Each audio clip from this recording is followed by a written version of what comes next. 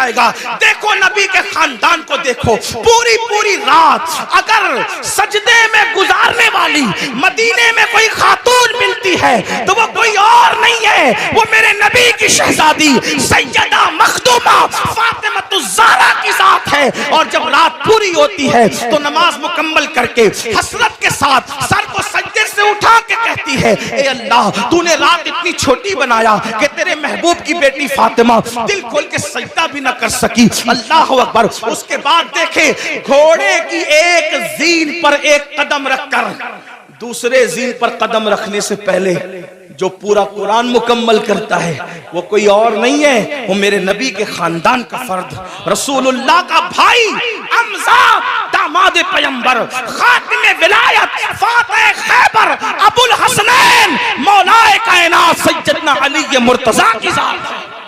किसी ने कुरान इस तरह पढ़ा, बाबा कुरान पढ़ते हैं घोड़े की सीन पर एक कदम रखकर दूसरा कदम रखने से पहले। और शहजादों की क्या शान है, सर कटने के बाद जो नेज़े पे कुरान पढ़ते हैं वो किसी और खानदान का फर्द नहीं, वो मेरे नबी का नवासा सैयदना इमाम हुसैन की जात है, इमाम आली मकान की जात है। मेहराब में, मिंबर पे, मस्जिदों में आपने हर खानदान वाले से कुरान सुना, लेकिन नेज़े पे जिसने कुरान पढ़ा वो सिर्फ मेरे नबी का खानदान। 40 साल तक इशा के वुजू से फजर की नमाज जहां हो रही है वो कोई और नहीं, वो मेरे नबी के खानदान का शहजादा जिसे दुनिया सरकार गौसे आजम के नाम से जानती है। 70 साल तक कभी ना सोकर रातों दिन जागकर इबादत करने वाला, 90 लाख को कलमा पढ़ाने वाला वो किसी और खानदान में नहीं मिलेगा, वो मेरे नबी के खानदान में है, जिसको मोइनुद्दीन अजमेरी गरीब नवाज कहा जाता है। जब जिक्र करते हैं तो आप इतनी कसरत से करते हैं कि आपके जिक्र को सुनकर परिंदे भी जाकिर हो जाते हैं। ऐसा जाकिर आपको किसी और खानदान में नहीं मिलेगा, वो मेरे नबी का शहजादा हजरत शाह बरकतुल्लाह इश्की प्रेमी महरेरवी रहमतुल्लाह अलैह की जात है, जिसके जिक्र ने परिंदों को जाकिर बना दिया। ये खानदान नबूवत का अमल है। इमाम ज़ैनुल आबिदीन का नाम ज़ैनुल आबिदीन नहीं है, बल्कि उनका नाम है अली इब्न हुसैन। ज़ैनुल आबिदीन उनका लक़ब है, लक़ब। और ज़ैनुल आबिदीन क्यों कहते हैं? क्योंकि रोजाना तकरीबन 300 रकअत और कभी 700 रकअत नफिल नमाज पढ़ते थे। लोगों ने कहा ये आबिद नहीं है बल्कि ये ज़ैनुल आबिदीन है। आबिदों कसरत सजदा की वजह से आपकी पेशानी पर सजदे का निशान पड़ गया। एक तो ये कि जो लोग गलत सजदा करते हैं उनकी पेशानी पे निशान आता है, और एक तो ये जो कसरत से सजदा करते हैं उनकी पेशानी पर भी निशान आ जाता है। लेकिन कितनी 300 रकअत के बाद, 700 रकअत के बाद, और मैं जहां से पढ़ रहा हूं इसको मेरे इमाम अहले सुन्नत ने लिखा कि आपकी पेशानी पर निशान सजदा कसरत सजदे की वजह से। आप बताएं, आप रसूलुल्लाह सल्लल्लाहु अलैहि वसल्लम के खानदान वालों का ये अमल देखें। इमाम जाफर सादिक को देखें, रोजाना पूरी रात इबादत में गुजरती। इमाम मोहम्मद बाकिर को देखें, इमाम मूसा काजिम को देखें, जिसको देखें। और हमारा हाल ये, हम कहते हैं हम तो नाम लेवाए। मैंने कहा वो खानदान के लोग थे। बल्कि एक बात आई, बात अर्ज करूं, शायद हदीस पूरी ना पढ़ सकूं क्योंकि वक्त ज्यादा हुआ, लेकिन एक बात पढ़ता हूं, शायद आपके दिल के दरीचे अल्लाह खोल दे। मगफिरत के बारे में हम बहुत बेहिस हैं, बख्शे जाएंगे, मौलाना बख्शे, अल्लाह करीम है, बख्शे जाए, अल्लाह करीम है, बख्शे, बेशक अल्लाह करीम है। अल्लामा नकी अली खान इमामुल मुतकल्लिमीन लिखते हैं अपनी किताब में, अल्लाह को करीम जानकर गुनाह पे गुनाह कर रहा है ना, कि अल्लाह करीम है, बख्श देगा। फरमाते अल्लाह को करीम जानकर गुनाह करने वाले अल्लाह को कादिर जानकर तू जहर क्यों नहीं खाता? जब वो करीम है, गुनाहों पे बख्श देगा, तो कादिर भी तो है, जहर खाने पे जिंदगी भी दे सकता है। लेकिन अल्लाह को कादिर जानकर तूने कभी जहर नहीं खाया, और अल्लाह को करीम जानकर गुनाह कर रहा है। अल्लाह को करीम जानने का यह मतलब नहीं कि गुनाह करके सोचे कि अल्लाह बख्श देगा। अल्लाह को करीम जानने का मतलब यह कि नेकी करके भी रो अल्लाह मेरी नेकियां इस काबिल नहीं कि तेरी बारगाह में कबूल हो, अपने करम से कबूल फरमा ले। अल्लाह गुनाह तो गुनाह, अगर नेकी का सवाल कर ले तुम अपने अल्लाह को नेकी का जवाब नहीं दे सकते। जो इतने चैन से बैठे हैं ना मेरे भाई, जब जिस दिन एहसास होगा कि मगफिरत किस चीज का नाम है तो आपको पता चलेगा। हजरत सैयदना इमाम जाफर सादिक का जिक्र है। इमाम जाफर सादिक को लोग इतना ही जानते हैं कि हम उनकी कूड़े की न्यास करते हैं, बस इतना ही जानते हैं। लेकिन जानते हैं ये इमाम जाफर सादिक गौसे आजम से पहले अपने दौर के गौसे आजम है। मकामे गौसियत कुबरा पर फाइज इमाम जाफर सादिक। कौन इमाम जाफर सादिक? जिनकी जूतियां इमाम आजम अबू हनीफा जैसे लोग सीधा करते थे। और इमाम आजम कहते हैं कि अगर 2 साल ना होते इमाम जाफर सादिक की सोहबत के तो नौमान हलाक हो गया होता। ये इमाम जाफर सादिक। लेकिन वो जाफर सादिक जिसकी सोहबत को इमाम आजम अपनी कुल उम्र का सरमाया कहते हैं, जब उस इमाम जाफर सादिक से लोग मुसाफा करते, हम लोगों से भी लोग करते हैं, इमाम जाफर सादिक से भी लोग मुसाफा करते थे। दाता साहब लिखते हैं कि जब इमाम जाफर सादिक से कोई मुसाफा करता था तो इमाम जाफर सादिक उसका हाथ पकड़ लेते। ध्यान देना, तवज्जो करना, गौर से सुनना और फिर सोचना इस पर कि हम कहां हैं। इमाम जाफर सादिक जिसके नसब में किसी को कोई इख्तिलाफ नहीं जी, इतना मजबूत सिलसिलतुल ज़हब है कि जाफर सादिक बेटे हैं इमाम मोहम्मद बाकिर के, वो बेटे इमाम ज़ैनुल आबिदीन के, वो बेटे इमाम हुसैन के, और वो बेटे हैं हजरत मौला अली के, और वो शौहर सैयदा फातिमा के, और वो शहजादी रसूलुल्लाह की। ये सिलसिलतुल ज़हब उनका नसबनामा है। हाँ, अब इमाम जाफर सादिक से कोई मुसाफा करने आता तो आप उसका हाथ पकड़ते और हाथ पकड़कर फरमाते वादा कर कि अगर क़यामत में तेरी बख्शिश हो गई तो तू अल्लाह की बारगाह में मेरी सिफारिश करना कि अल्लाह जाफर सादिक को बख्श दे, उसको माफ कर दे। तवज्जो करें, अगर इस स्टेज पर ये जो बड़े बड़े उलमा मुफ्तियान किराम सादात किराम बैठे हैं, मुफ्ती आफाक साहब के साहबजादे हैं और भी उलमा हैं, अगर कोई किसी आम आदमी का हाथ पकड़ के कहे कि अगर तेरी बख्शिश हो गई तो तू मेरी सिफारिश कर देना, मगफिरत मेरी करवा देना, तो वो कहेगा कि हजरत ये कैसी बात कर रहे हैं आप लोग अल्लाह वाले लोग हैं, हम आवाम में से हैं, हमारी ना गुस्ल है सही है, ना हमारी तहारतें सही है, ना हमारी नमाज पढ़ने का तरीका आता है, आप ऐसी कैसी बात कर रहे हैं। अब जब ये मिंबर पे बैठे हुए अल्लाह वाले किसी से ये बात करें तो ताज्जुब होगा, चे जाए कि इमाम जाफर सादिक ऐसा सैयद जिसकी गुलामी इमाम आजम जैसे लोग करें, वो जो है इल्म के मामले में उन जैसा उनके दौर में कोई नहीं था, तकवे के मामले में उन जैसा कोई मुत्तकी नहीं था, इबादत के मामले में उन जैसा कोई आबिद उनके दौर में नहीं था, और वो लोगों का हाथ पकड़ के कहते वादा करो कि अगर तुम्हारी बख्शिश हो गई तो तुम मेरी सिफारिश करना, मेरी मगफिरत करवाना, मेरी सिफारिश करना, शफाअत करना। और लोग पलट के कहते इमाम आप तो सैयद हैं, सैयद आप तो सैयद आले रसूल हैं, हम आपकी क्या सिफारिश करेंगे, आपके नाना शफीउल मुज़निबीन है। तो इमाम जाफर सादिक रोते हुए जवाब देते, रोना तो यही है कि हम सैयद हैं।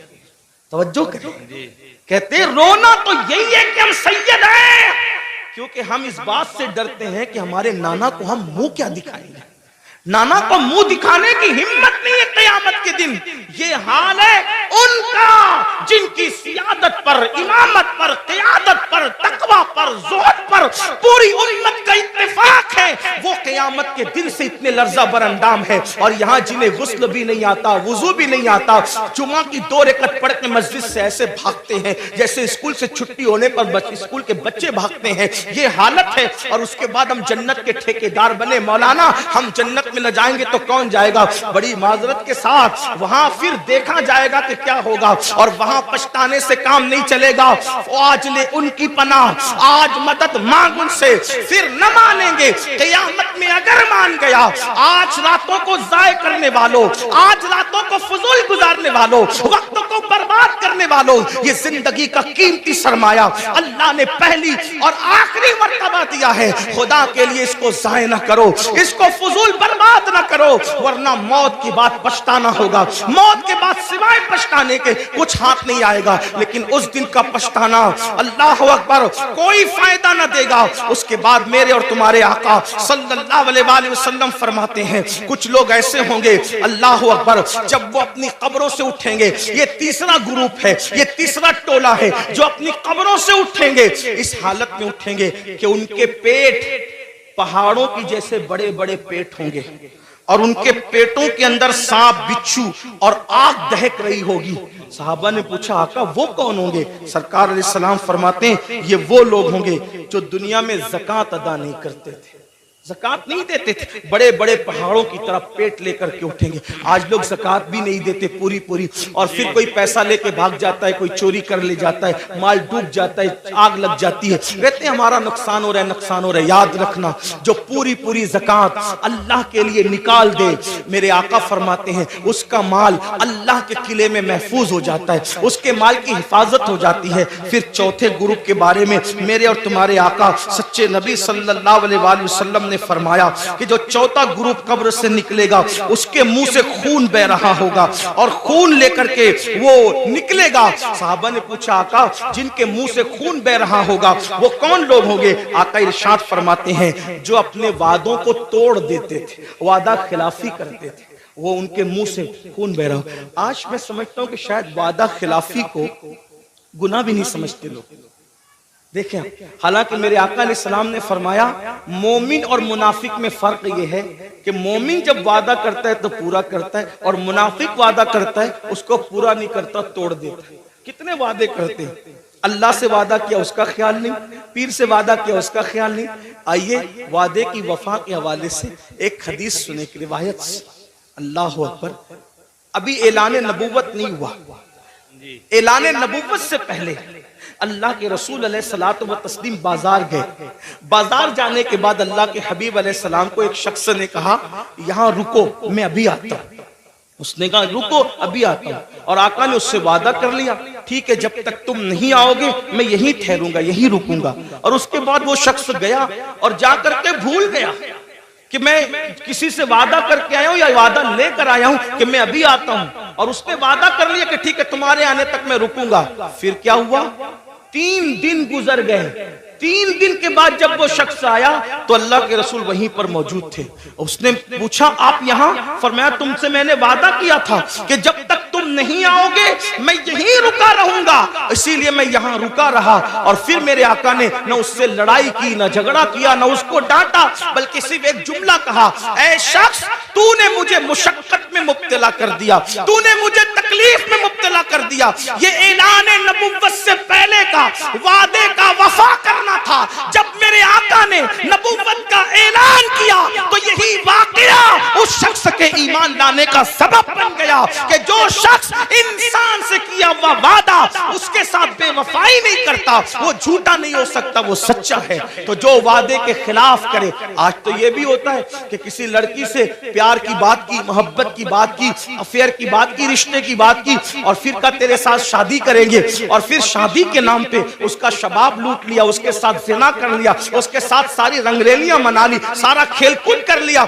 और उसके बाद का अब तेरे साथ शादी नहीं करेंगे क्योंकि तू इस काबिल नहीं है, तेरे अंदर ये ऐब है, ये ऐब है, ये ऐब है। याद रखना, किसी पे जुल्म करने वालों, अच्छी तरह याद रखना, पहली बात तो अफेयर करना जायज न था, पहली बात तो नाजायज ताल्लुकात करना जायज न थे, पहली बात तो किसी लड़की से दोस्ती करना जायज न थी, और अगर की थी और वादा किया था, अल्लाह अकबर, तो ज़िना और उसके साथ तन्हाइयां जायज न थी। अल्लाह अकबर, अब उसका शबाब लूट कर, उसमें ऐब निकाल कर उसको छोड़कर ऐसे भागते हो जैसे फूलों का रस चूस करके भौरा भाग जाता है, दोबारा उधर का रुख नहीं करता। तितलियां फूलों का रस चूस कर दोबारा उधर का रुख नहीं करती। किसी के शबाब से खिलवाड़ करके, किसी के हुस्न से खिलवाड़ करके, किसी की आबरू से खिलवाड़ करके करके फिर उसको छोड़कर नए शिकार की तलाश में जाने वालों, जानबूझ करके किसी की आबरू के साथ सौदा करने वालों, सुनो, अल्लाह के हबीब अलैहिस्सलाम इरशाद फरमाते हैं,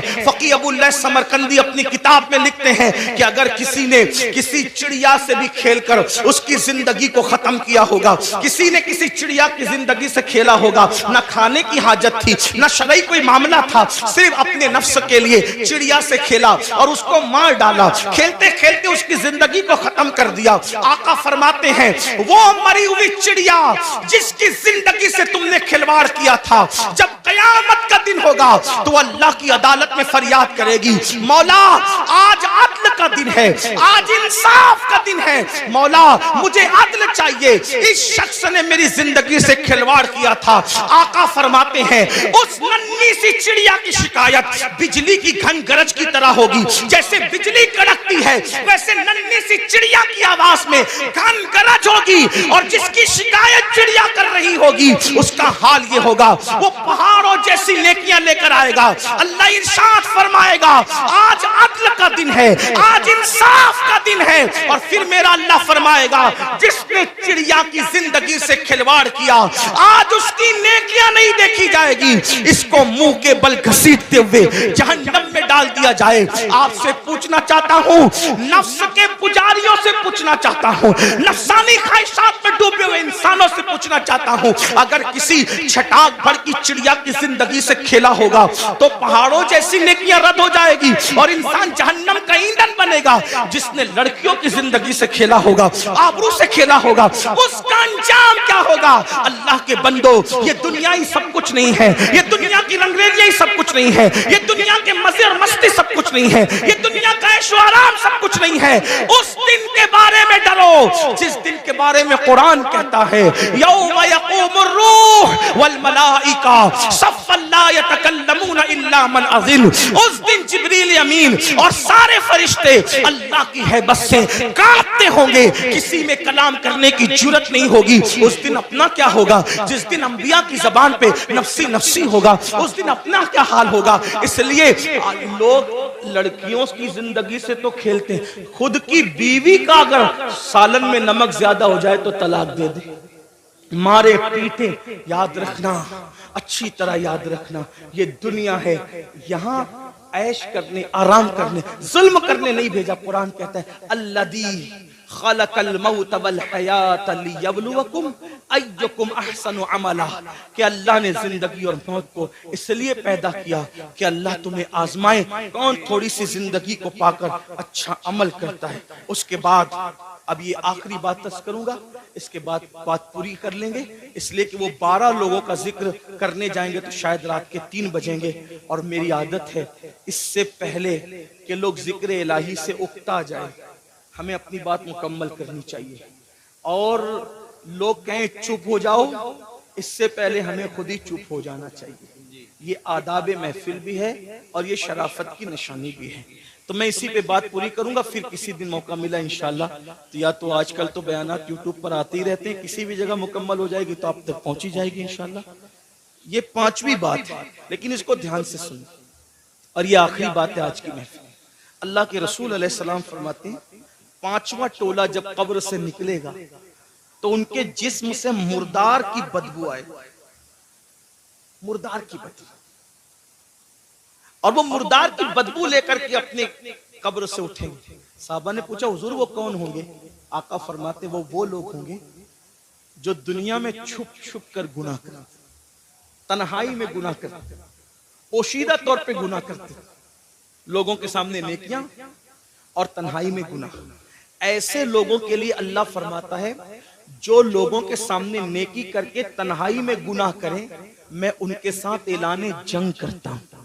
और दूसरी हदीस में आता है कि हबाअम मंसूरा की तफसीर करते हुए अल्लाह के रसूल ने खुद फरमाया, आका फरमाते हैं, साहबा ने पूछा हुजूर ये हबाअम मंसूरा का मतलब क्या है? कि अल्लाह उनकी नेकियों को जर्रे की तरह बिखेर देगा। तो आका फरमाते हैं जो तन्हाइयों में गुनाह करते थे अल्लाह उनकी नेकियों को ऐसे बिखेर देगा जैसे रोजोन के जर्रात होते हैं, जो सिर्फ धूप में नजर आते हैं, इतने बारीक कर देगा अल्लाह, यानी इतनी बेवकूफ हो जाएगी उनकी नेकियां कि अल्लाह ताला उनके जर्रे जर्रे कर देगा, उनकी नेकी कोई काम की नहीं होगी। और अल्लाह पाक उनकी नेकियों को रद्द फरमाएगा। वल आक़िबतु लिल मुत्तकीन, आखिरत तो मुत्तकियों के लिए है। इस सिलसिले में हजरत ज़ैद एक बात बयान करते, फरमाते हैं मैं कब्रिस्तान गया, जब कब्रिस्तान पहुंचा तो एक दरख्त को टेक लगाकर मैं बैठ गया, इसलिए कि मैं चाहता था कि कब्रों को देख करके इबरत हासिल करूं।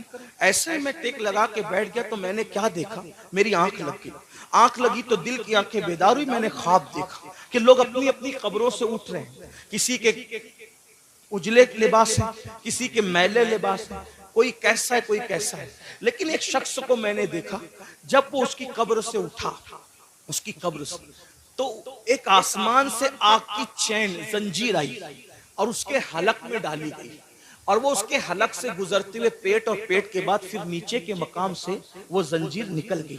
और वो चीख रहा था, चिल्ला रहा था, और चीखते चिल्लाते कहता था मुझ पर ये क्या अज़ाब हो रहा है? क्या मैं नमाज नहीं पढ़ता था? क्या मैं रोजा नहीं रखता था? क्या मैं रमजान शरीफ के रोजे नहीं रखता था? क्या मैंने हज नहीं किया था? क्या मैंने उम्रे नहीं किए थे? क्या मैंने सदका नहीं दिया था? क्या मैंने ज़कात नहीं दी थी? क्या मैं फला नेक काम नहीं करता था?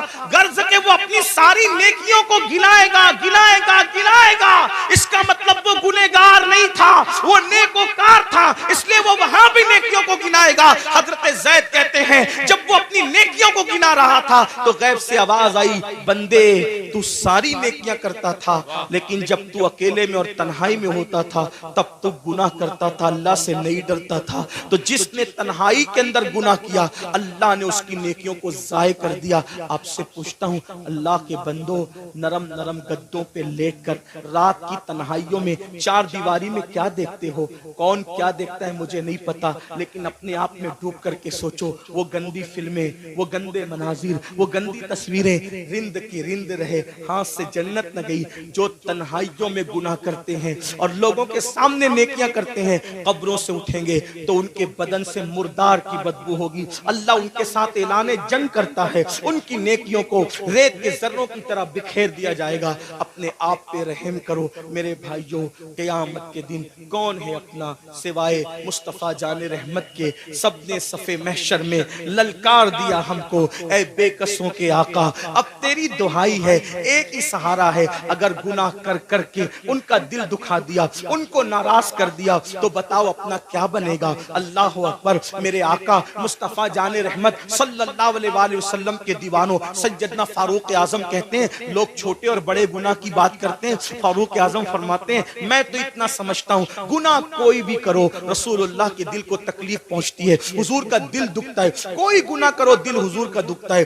अब आपको से पूछता हूँ, चेहरों से दाढ़ियां मुंडाकर गटरों में फेंकते हो, फारूक आजम कह रहे हैं आका का दिल दुखता है। गंदी फिल्में देखते हो, फारूक आजम कह रहे हैं आका का दिल दुखता है। किसी औरत पर बदनजरी करते हो, आका का दिल दुखता है। मस्जिदों को वीरान करते हो, आका का दिल दुखता है। नमाजों में सुस्ती करते हो, आका का दिल दुखता है। किसी मोमिन को गाली देते हो, आका का दिल दुखता है। इतना रसूलुल्लाह का दिल कब्र अनवर में दुखाओगे, और उसके बाद मैदान महशर में जब शफाअत की भीख लेने के लिए उनकी बारगाह में पहुंचोगे, अल्लाह न करे अगर उन्होंने मुंह फेर लिया और मुंह फेर करके ये कहा, ओ मुनाफिक झूठे, मुझसे इश्क का दावा करता था और मेरे दिल को छलनी छलनी करता था, मेरे दिल को दुखाता था, मेरे दिल को तकलीफ पहुंचाता था। बताओ भाइयों, जब सब ने ललकार दिया होगा तो उसी आमिना के लाल का सहारा होगा, मेरे आका अलैहिस्सलात व तस्लीम की शफाअत होगी। अगर वो भी मुंह फेर लें, हालांकि उनके करम से ऐसी उम्मीद नहीं है, लेकिन उनकी मिजाज की नजाकत बेचैन भी करती है। हजरत जिगर मुरादाबादी ने कहा था कि इस उम्मत आसी से न मुंह फेर खुदाया, नाजुक है बहुत गैरत सुल्तान मदीना। मेरे आका की गैरत बहुत नाजुक है। कितनी नाजुक है इतना अंदाजा कर ले। एक बार उम्मुल मोमिनीन ने अपने घर के दीवारों पे पर्दे लटका दिए, तो आका अलैहिस्सलाम ने चेहरा फेर करके ये फरमाया कि हम दीवारों को कपड़े नहीं पहनाते, महबूबाए महबूब रब्बुल आलमीन अगर दीवारों पे पर्दे लटका दे तो वहां से गैरत की वजह से चेहरा फेर लिया जाता है। इतने जराइम करके, इतने बड़े मुजरिम बनके हुजूर के दरबार में खड़े रहेंगे, अल्लाह अकबर। अगर उनकी गैरत की नजाकत ने मुंह फेर लिया, कहां जाओगे, किसके पास जाओगे, किसके दरवाजे पे दस्तक माने, इसलिए आज उनको मनाओ, आज उनको राजी करो, आज उनकी बारगाह में माफी मांगो, उनके वसीले से अल्लाह की बारगाह में तौबा करो, ताकि दुनिया भी संवर जाए, आखिरत भी संवर जाए। अल्लाह पाक की बारगाह में दुआ है कि मेरा अल्लाह सबसे पहले मुझे और आप सबको अमल की तौफीक अता फरमाए। गुफ्तगू के दरमियान अगर कोई गलती हुई